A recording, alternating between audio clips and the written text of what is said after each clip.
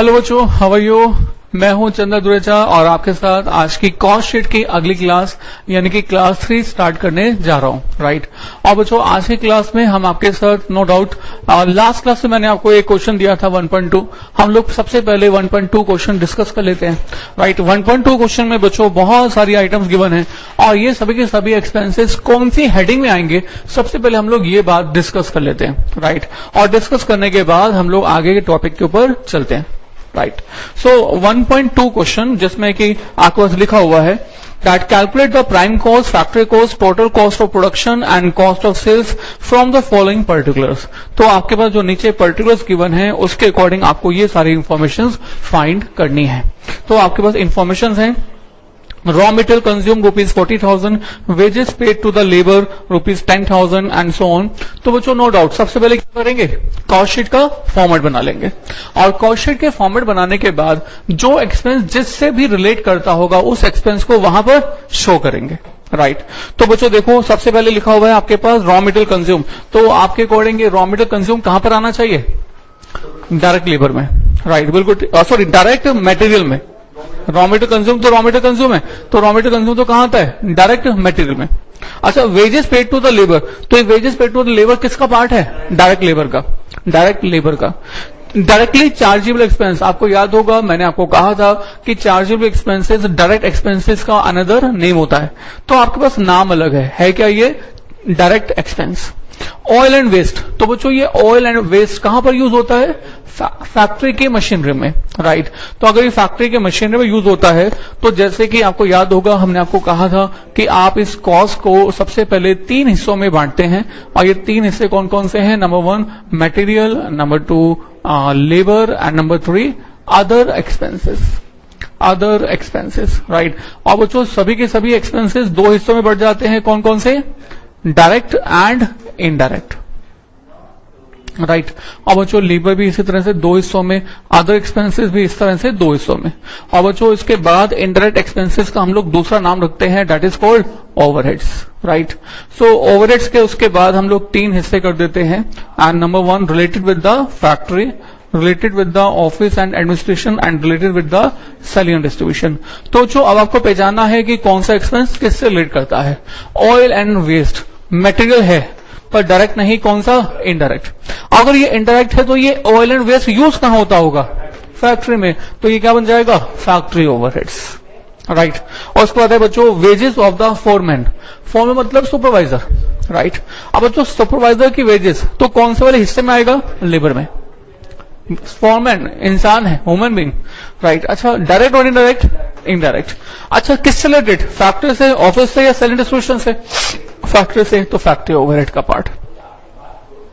आगे लिखता है बच्चों that is store keeper wages, store keepers wages.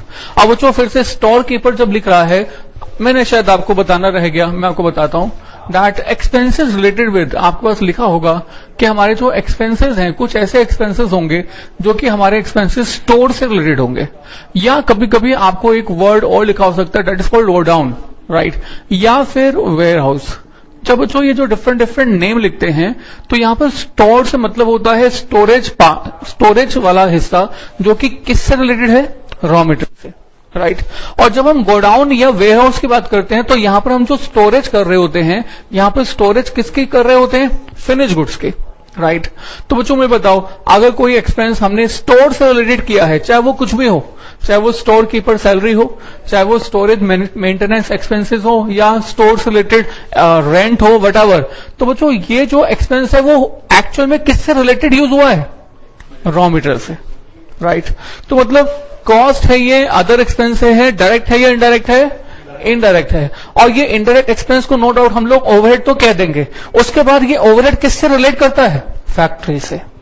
और अगर ये एक्सपेंस हमारा फैक्ट्री से रिलेट करता है तो ये क्या बन जाएगा, फैक्ट्री ओवरहेड्स, राइट। तो बच्चों ये बन गया आपके पास फैक्ट्री ओवरहेड्स, राइट। तो बच्चों और आगे प्रोसीड करते हैं, राइट। तो इसके बाद हम लोग और आगे प्रोसीड करते हैं। हमारे पास फॉर्मल सैलरी को हमने क्या कह दिया, that is called factory overheads, right. और बच्चों और आगे चलेंगे। आपके पास ये जो शब्द लिखा हुआ है स्टोर कीपर वेजेस, तो जो स्टोर कीपर वेजेस हमारा किस रिलेटेड हो गया? Factory overheads.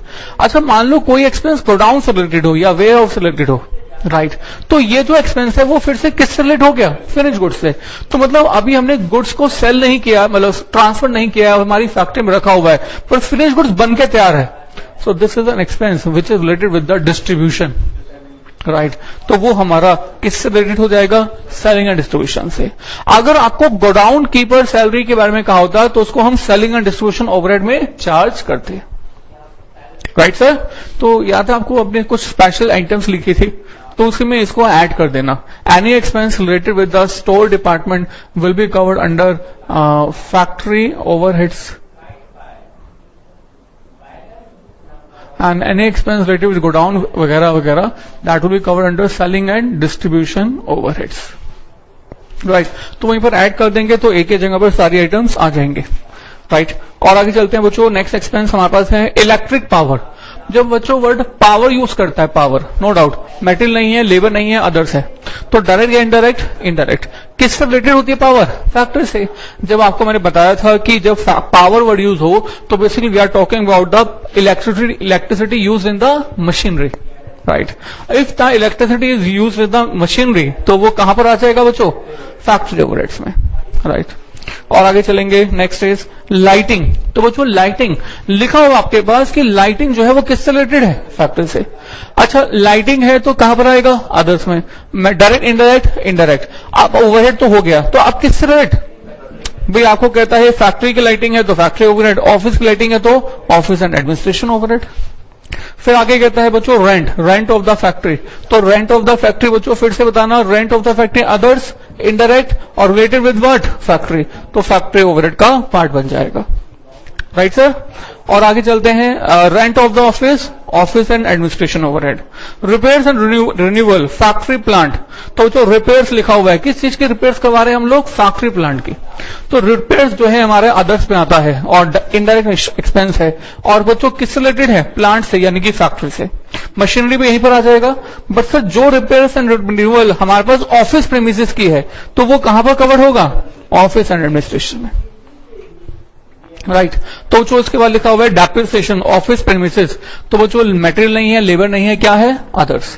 फिर डायरेक्ट या इनडायरेक्ट? इनडायरेक्ट। और ऑफिस एडमिनिस्ट्रेशन का अमाउंट है ये, तो मतलब कहां पर आ जाएगा? ऑफिस एंड एडमिनिस्ट्रेशन ओवरहेड्स में, राइट।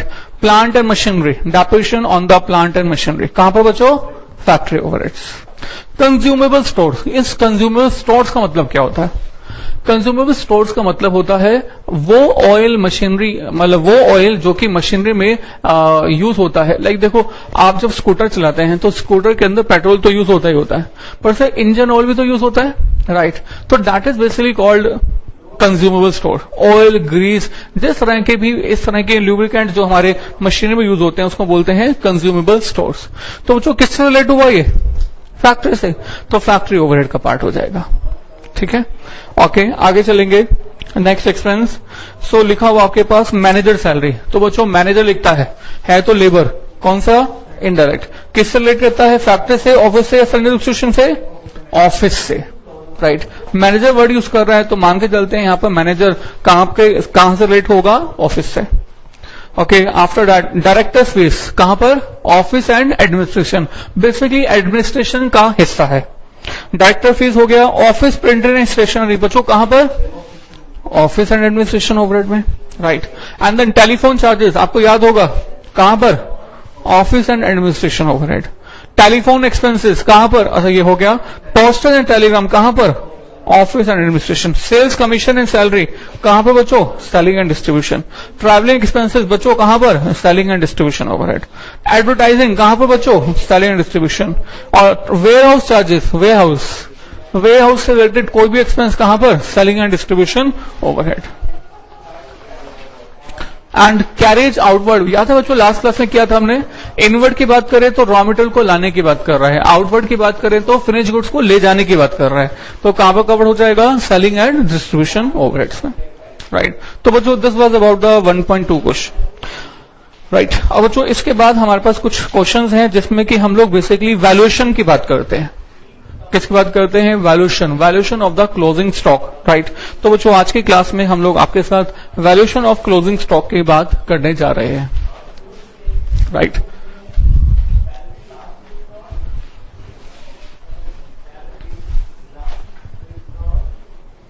ध्यान दीजिएगा। सो लिखा हुआ आपके पास क्वेश्चन नंबर 2.2। क्वेश्चन कौन से स्टार्ट कर रहे हैं? Question number 2.2, right. उसके बाद बाकी क्वेश्चंस करेंगे। सो 2.2 से स्टार्ट कर रहे हैं हम लोग, राइट। एंड 2.2 क्वेश्चन से तो स्टार्टिंग वहीं से है जहां से हमने लास्ट क्लास में क्वेश्चंस किए थे। उसके बाद बस बीच में एक छोटा सा पॉइंट आ जाएगा जो मुझे सिखाना होगा। देखते हैं क्या लिखता है। A factory produces a standard product, the following information is given to you from which you are required to prepare cost sheet for the period ending on 31 July 1995। तो आपके पास इंफॉर्मेशन हैं और इस इंफॉर्मेशन से आपको क्या फॉर्म करनी है? Cost sheet, right. तो बच्चों कॉस्ट शीट फॉर्म करने के लिए आपको याद होगा हमने आपको क्या कहा? सबसे पहले क्या करोगे? फॉर्मेट बना लोगे, राइट। तो बच्चों सेम काम हम करने वाले हैं, बट ये देख लेना कि आपके पास opening closing stock raw material का है और आपके पास क्लोजिंग स्टॉक का है, फिनिश गुड्स का है, डब्ल्यूआईपी का नहीं है। तो आप जो कॉस्ट शीट प्रिपेयर करोगे उसके अंदर डब्ल्यूआईपी का ओपनिंग क्लोजिंग डब्ल्यूआईपी लिखने की जरूरत भी नहीं होगी, ठीक है। तो बच्चों हम लोग फॉर्म करने जा रहे हैं बेसिकली कॉस्ट शीट, राइट। और इस कॉस्ट शीट को हम लोग स्टार्ट करते हैं कहां से? Opening stock of raw material, right. जो भी अमाउंट होगा that will be return and plus raw material क्या बच्चों? Purchased minus closing stock of raw material, right. और इसके बाद बच्चों अब आपके पास क्या आ जाएगा? Raw material consumed. आपके पास रॉ मटेरियल कंज्यूम्ड आ गया। इसके बाद हम लोग इसमें ऐड कर देते हैं डायरेक्ट लेबर और प्लस कर देते हैं इसमें हम लोग direct expenses, right. And this is called prime cost, right. और इसमें हम लोग प्लस कर देते हैं क्या? Factory overheads and this is called factory cost. और इस फैक्ट्री कॉस्ट में बच्चों डब्ल्यूआईपी तो प्लस माइनस करना नहीं है, राइट। सीधा हमारे पास फैक्ट्री कॉस्ट आ गया, ग्रोस भी यही है और नेट भी यही है। और इसके अंदर हम सीधा सीधा ऐड क्या कर दें? ऑफिस एंड एडमिनिस्ट्रेशन,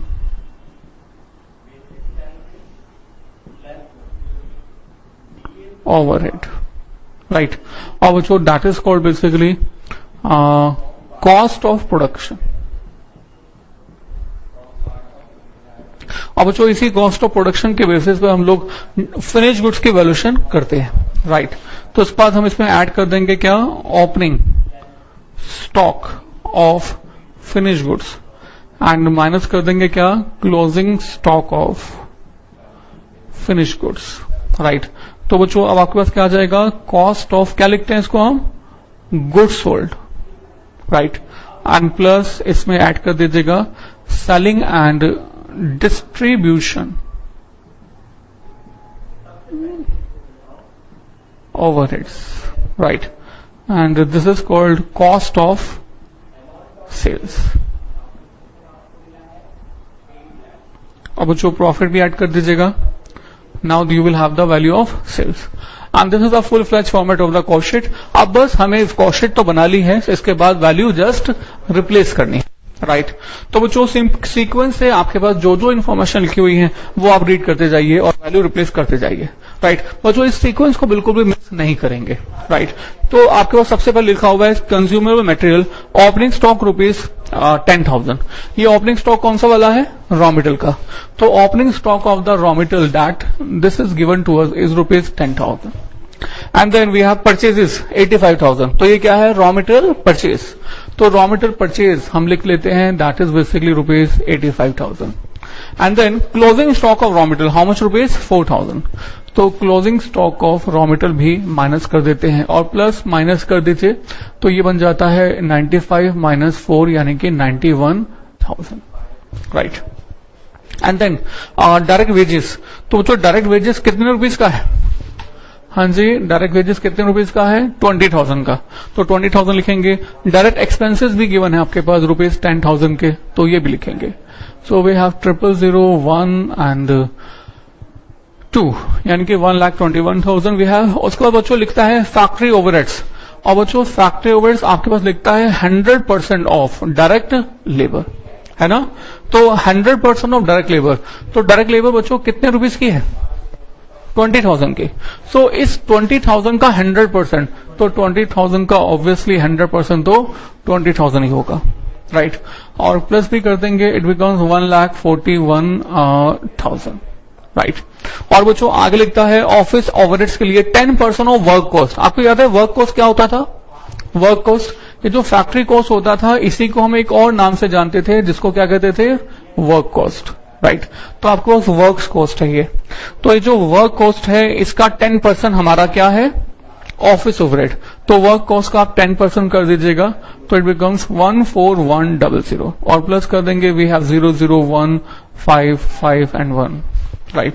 और बच्चों उसके बाद और आगे देखो लिखा होगा आपके पास 10% ऑफ वर्क कॉस्ट। क्वेश्चन देखो, अगर वर्क ओवरहेड लिखा होगा तो ओवरहेड ही होगा, वर्क कॉस्ट लिखा होगा तो वर्क कॉस्ट ही होगा। तो ये फैक्ट्री कॉस्ट है, यानी कि वर्क कॉस्ट है, ठीक है। ये क्या है? Work cost. अच्छा, मैंने ये एरो गलत डाल दिया, इसलिए आप कंफ्यूज हो रहे हैं, ठीक है। अच्छा, अगर लिखा होता 10% ऑफ वर्क ओवरहेड, तो हम वर्क ओवरहेड का ही 10% करते, ठीक है। और बच्चों इसके बाद आपके पास लिखा हुआ है ओपनिंग स्टॉक, नहीं इसके बाद देखो ये है selling and distribution of expenses ₹2 per unit sold. तो आपके पास सेलिंग ओवरहेड जो है आपके पास डायरेक्टली नहीं गिवन है, लिखा हुआ है ₹2 पर यूनिट। मतलब अगर आप इसको नंबर्स ऑफ यूनिट से मल्टीप्लाई करोगे तो ही आपके पास सेलिंग एंड डिस्ट्रीब्यूशन ओवरहेड आ जाएगा, राइट। और बच्चों क्वेश्चन से देखो आपके पास क्या numbers of unit sold given है? हाँ जी, आपके पास numbers of unit sold directly तो गिवन नहीं है, बट सर आप indirectly numbers of unit sold find कर सकते हो। कैसे फाइंड करते हो ध्यान दीजिए। तो इस हमारे क्वेश्चन का सबसे पहला पार्ट देखो, हमेशा याद रखो कि एक छोटा सा वर्किंग नोट, मैं कहता हूं कि आपके पास कुछ ओपनिंग स्टॉक है, ओपनिंग स्टॉक, राइट।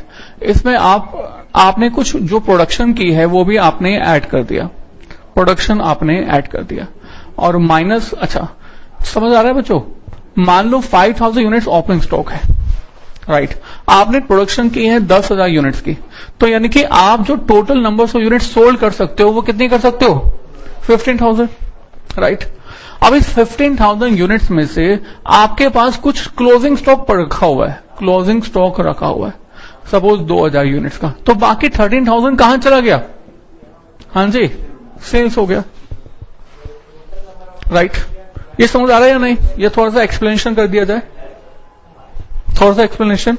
तो मैं कहता हूं कि मान लो सर कि आपको जो है, आपको सपोज करो पीने की आदत है, अरे सपोज करो पीने की आपको सपोज आदत है cold drink, Pepsi, Coca Cola, suppose करो। ये तो सपोज कर सकते हैं। मैंने कहा ओपनिंग मतलब मंथ के स्टार्टिंग में आपके पास 10 बोटल्स रखी हुई हैं, 10 bottles of the Pepsi, right. आपने पूरे के पूरे दिन पूरे मंथ के अंदर 50 बोटल्स और परचेज की, मतलब आप टोटल कितनी बोटल्स कंज्यूम कर सकते हो? 60। 10 पहले से थी, 50 और आपने परचेज कर ली या प्रोड्यूस कर ली, तो 60 कंज्यूम कर सकते हो। Eight the end of the month अभी भी आपके पास क्लोजिंग स्टॉक रखा हुआ है और 5 बोटल्स का, राइट। मतलब बच्चों बाकी 55 बोटल्स कहां गई? कंज्यूम हो गई, राइट। अगर मैं कहता हूं ये दुकान है तो 5 बोटल्स पहले से, 10 बोटल्स पहले से हैं, 60 और 50 और प्रोड्यूस की हैं या परचेज की हैं, 60 बन गई, और में से 5 में भी रखी हुई हैं, तो बाकी 55 क्या हो गई? दुकान की बिक गई, यानी कि बिक गई मतलब क्या हो गया? Sales, right. इन 60 को बोलते हैं दैट इज यूनिट्स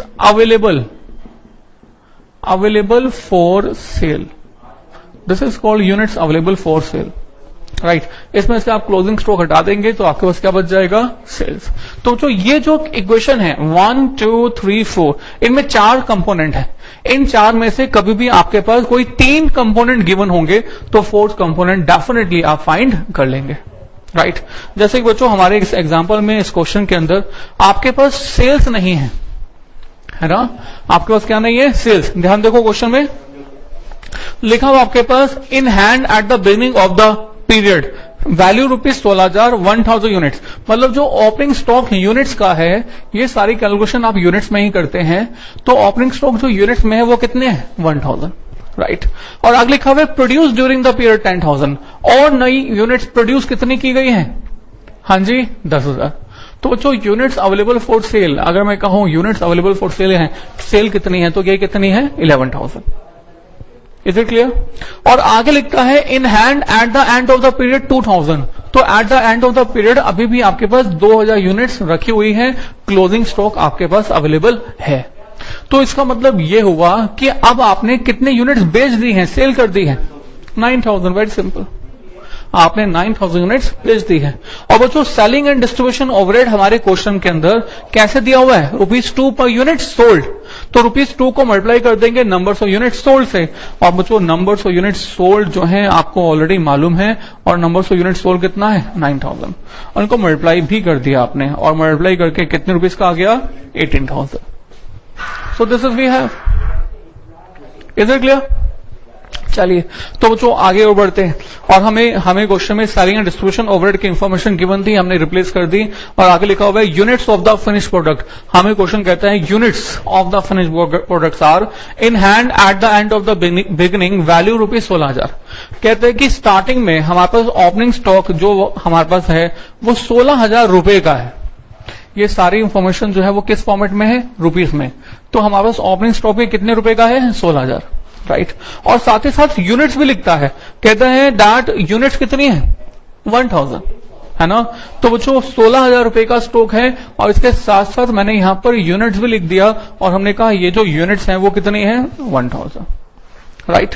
चलिए बच्चों और आगे चलते हैं। चलो मैं यूनिट्स को एक छोटा सा काम करता हूं कि ब्लू मार्कर से लिखता हूं, सो दैट आप इसको डिफ्रेंशिएट कर पाए, राइट। तो हमने यहां पर यूनिट्स लिख दिया है, but in the blue it's 1000 units. Is it clear.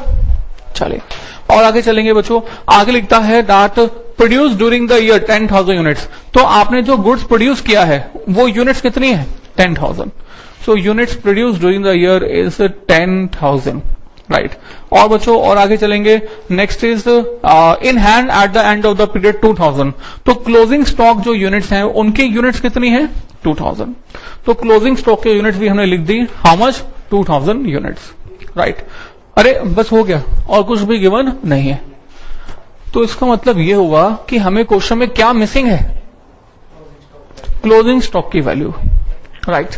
हमारे इस क्वेश्चन में बेसिकली आपको इस क्लोजिंग स्टॉक की वैल्यूएशन ही फाइंड करनी है, यही हमारे क्वेश्चन का मेन काम है। समझ में आया, राइट। तो जो इस क्लोजिंग स्टॉक की वैल्यूएशन कैसे फाइंड करेंगे, ये आप थोड़ा सा मुझे सजेस्ट करो, क्या कहते हो। माइंड में तो यही आता है कि इससे बड़ा सिंपल है। देखो 16,000 रुपए जो वैल्यू है वो कितने यूनिट्स की है 1000 की। तो आप इससे पहले पर यूनिट वैल्यू निकाल दो 16 रुपए, राइट। सो 2000 यूनिट्स की वैल्यू कितनी होगी 32,000। सिंपल सी बात, राइट। पर जितनी ज्यादा सिंपल आपने बात कही है उतना ही सोल्यूशन गलत है। ऐसा इसलिए क्योंकि ये जो आपने वैल्यूएशन की है सिर्फ ओपनिंग स्टॉक की है, पर जो बच्चों क्लोजिंग स्टॉक बचकर आया, राइट, वो सिर्फ ओपनिंग स्टॉक से आया, ऐसा कोई कंपलसरी नहीं है, ऐसा कोई जरूरी नहीं है। ये कहां से बचा, इसके लिए बच्चों आपको कुछ एजम्पशन लेनी पड़ेगी। आप एजम्पशन में 2 एजम्पशन ले सकते हो। Number 1 FIFO method and weighted average, right. इनमें से कोई एक एजम्पशन ले सकते हैं। आई रिपीट, फीफो बेसिस और वेटेड बेसिस। हालांकि मेथड तो बहुत सारे हैं, method is LIFO, HIFO, right. Material chapter में जरूर आपने किया होगा, राइट। तो मेथड बहुत सारे हैं, बट सर जो बेस्ट एजम्पशन हमारे अकाउंटिंग स्टैंडर्ड्स प्रेस्क्राइब करते हैं वो क्या है, फीफो और वेटेड एवरेज, राइट। तो बच्चों कैसे करेंगे मैं आपको समझाने की कोशिश करता हूं, प्लीज ध्यान दीजिएगा। प्लीज ऊपर देखो आपके पास 1,55,100 की जो कॉस्ट है वो कितनी यूनिट से रिलेटेड है? 10,000। तो आप यहां से पर यूनिट कॉस्ट फाइंड कर सकते हो। यस, डिवाइड कर देंगे तो आपके पास पर यूनिट कॉस्ट कितने रुपीस की आ जाएगी? 15.51, राइट। तो बच्चों ये जो 2000 यूनिट्स हैं ये 2000 यूनिट्स हमारे 15.51 के अकॉर्डिंग भी कैलकुलेट हो सकते हैं एंड 16 के अकॉर्डिंग भी हो सकते हैं, राइट। तो इसके लिए बच्चों मैंने आपको कहा कि सबसे पहले आप एक एजम्पशन लीजिए। एजम्पशन सपोज हमने ले ली है फीफो। ये फीफो का मीनिंग होता क्या है? फीफो मतलब first in first out. FIFO क्या है? फीफो का मतलब है पहले आओ पहले जाओ, right. First in first out, पहले आओ एंड पहले जाओ, राइट। तो उसमें ये मेथड कहता है कि जो सामान हमारे पास पहले आएगा उसी को हम सबसे पहले बेचेंगे, राइट। तो देखो अगर मैं कहता हूं कि हमने यहां पर यूनिट्स बेची कितनी है, आपको याद होगा भी थोड़ी देर पहले हम फाइंड कर चुके हैं कि हमने यूनिट्स बेची कितनी है? 9,000। तो जो 9,000 यूनिट्स बेची हैं ये कौन सी वाली हैं? ओपनिंग वाली है या फिर प्रोड्यूस वाली है? तो हमने कहा सबसे पहले जो सामान हमारे पास पहले बनकर आया था वही पहले बिक गया होगा। तो हमने ओपनिंग 1,000 यूनिट्स तो बेच दी होंगी, राइट। तो बाकी जो 8,000 यूनिट्स हैं वो भी हमने कहां से बेच दी होंगी? प्रोड्यूस में से। तो 2000 यूनिट्स बच्चों कहां से बच गई? प्रोड्यूस में से। तो हम लोग इस 2000 यूनिट्स की वैल्यूएशन भी किसके अकॉर्डिंग करेंगे? प्रोड्यूस के अकॉर्डिंग, राइट। अब बच्चों इसी को मैं आपको एक स्टेटमेंट की हेल्प से बताता हूं, इससे बच्चों को बहुत बहुत अच्छा लगता है, राइट। और मिस्टेक बिल्कुल भी कभी भी कहीं नहीं होती, राइट। सो इसको हमने बोला that is called statement of valuation of stock, right. और स्टेटमेंट ऑफ वैल्यूएशन स्टॉक में हमने कहा सबसे पहले लिखिएगा स्टॉक। आपके पास स्टॉक कौन कौन सा है? तो आपके पास दो स्टॉक हैं, एक तो है ओपनिंग और एक कौन सा स्टॉक है आपके पास? That is produced, right. और जो ओपनिंग स्टॉक की जो वैल्यू है इन रुपीज वो है 16,000 और जो प्रोड्यूस की वैल्यूएशन है ये हमने ऑलरेडी की हुई है, वो है 155,100, राइट। इस 155,100 में बच्चों सब कुछ इंक्लूड है except selling and distribution overhead, right. सब कुछ मतलब इसमें रॉ मटेरियल भी है, डायरेक्ट लेबर भी है, डायरेक्ट एक्सपेंसेस भी है, फैक्ट्री ओवरहेड भी है और ऑफिस एंड एडमिनिस्ट्रेशन ओवरहेड भी इंक्लूडेड है। बस क्या इंक्लूड नहीं है? Selling and. क्यों इंक्लूड नहीं है? क्योंकि सामान को बेचने से रिलेटेड एक्सपेंस होता है, ना कि प्रोड्यूस करने से रिलेटेड, राइट। अच्छा, हमने कहा प्रोडक्शन से रिलेटेड एक्सपेंस इतना है। अच्छा, उसके बाद आप ये भी आइडेंटिफाई कर लीजिए कि कॉस्ट पर यूनिट कितनी है। उसके लिए आपको सबसे पहले यूनिट चाहिए, राइट। और आपको मालूम है कि आपके पास ओपनिंग यूनिट्स कितनी है? 1,000 और प्रोड्यूस यूनिट्स कितनी है? 10,000, राइट। और 16,000 डिवाइड बाय 1,000 कर दोगे तो कॉस्ट पर यूनिट आ जाएगा 15,000। ये डिवाइड बाय 10,000 कर दोगे तो 15.51 आ जाएगा, राइट। तो बच्चों total units available for sale कितनी? 11,000, राइट। अब बच्चों इसमें से आपने कुछ यूनिट्स सेल कर दी, आपने कुछ यूनिट्स सेल्स कर दी और मैंने कहा इस सेल्स के लिए आपने जो मेथड यूज किया वो कौन सा यूज किया? Suppose FIFO method, first in first out. जो सामान इनमें से पहले बनकर तैयार था वो सबसे पहले सेल होगा और टोटल जो सेल हुआ सामान वो कितने यूनिट्स हुआ? 9,000। तो जो 9,000 में से सबसे पहले कहां से बेचा होगा सामान आपने? ओपनिंग से। और ओपनिंग से मैक्सिमम टू मैक्सिमम सेल कर देंगे, सो 1,000 यूनिट सेल हो गया। और बच्चों बाकी सामान जो है वो कहां से बिका? प्रोड्यूस में से, यहां से। तो बच्चों ये सामान तो बिक गया है, इसमें से 8,000 बिक गया है। तो आपके पास क्लोजिंग स्टॉक, आपके पास क्लोजिंग स्टॉक जो बचा है वो कितना बचा है? यहां पर 0 और यहां पर बच्चों 2,000, राइट। क्योंकि 2,000 यूनिट्स आपके पास प्रोड्यूस में से बचे हैं, इसलिए प्रोड्यूस के कॉस्ट पर यूनिट से ही इसकी वैल्यूएशन भी की जाएगी, राइट। सो यहां पर वैल्यूएशन हो जाएगी 2,000 इंटू 15.51, राइट। तो हमने कहा value of closing stock as per FIFO method will be 2,000 units into 15.51, right. और बच्चों अगर यहां पर यूनिट्स बच जाता तो वैल्यूएशन किसके अकॉर्डिंग करते? 16 के according.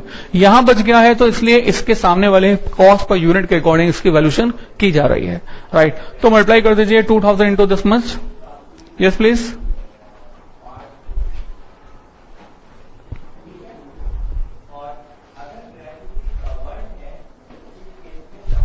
Please do this.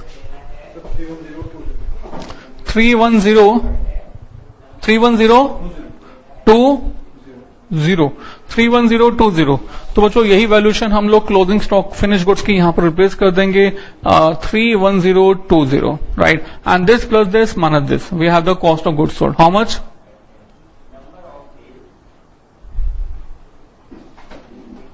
Yes please.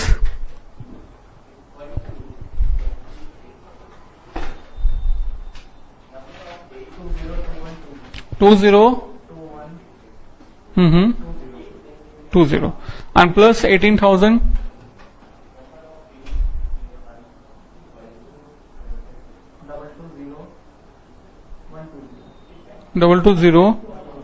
120 okay. और बच्चों सेल्स देख लो बच्चों, दिस इज 2 लाख। कैलकुलेशन कीजिएगा इसका। बच्चों सेल्स के लिए हमें क्वेश्चन में कुछ आगे लिखा हो, ये 18,000 है ये। अच्छा कहाँ मिस्टेक? अच्छा दिस प्लस दिस, ये मिस्टेक है। ओके ओके, कितना? 080 okay. And this will be wrong also 158080, right बच्चों।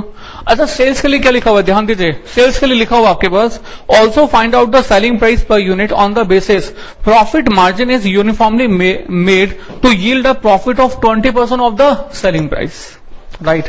तो आपका जो सेलिंग प्राइस है वो प्रॉफिट जो होगा वो कितना होगा? 20%। और जो 20% किस चीज का? सेल्स का, राइट। अब जो सेल्स का अगर 20% है तो हमें सेल्स को एक्स मान लेना चाहिए, तो और प्रॉफिट हो जाएगा 20% of x. X minus 20% of x आपके पास आ जाएगा 1,58,080, राइट। बट सर मैं यहां पर आपको एक बिल्कुल नया मेथड बताता हूं। ये एक्स मान के तो आप बचपन में बहुत सारा करते थे, राइट। आपको बिल्कुल एक नया मेथड बताता हूं, that is called mind box. बच्चों क्या कहते हैं इसको हम? Mind box. अब ये माइंड बॉक्स क्या होता है? माइंड बॉक्स के अंदर बच्चों हम लोग जिसको एक्स मान रहे थे ना उसको हम 100 मान लेते हैं, 100, राइट। तो प्रॉफिट तो 20% ऑफ 100 है तो ये हो जाएगा 20। और बच्चों जब बैकवर्ड जाओगे तो आप सेल्स में से प्रॉफिट क्या कर दोगे? माइनस। तो बैकवर्ड जाओगे तो ये नंबर बन जाएगा बच्चों कितना? 80, राइट। स्ट्रेट जाओगे तो 80 प्लस 20 100, बैकवर्ड जाओगे तो 100 माइनस 20 80। अब बच्चों 80 की रिप्रेजेंटेटिव वैल्यू हमें मालूम है तो 20 की रिप्रेजेंटेटिव वैल्यू हमें फाइंड कर सकते हैं। Now we will use unitary method. Unitary method मतलब ये 158080 divided by 80 multiply by 20, so that is the representative value of the 20।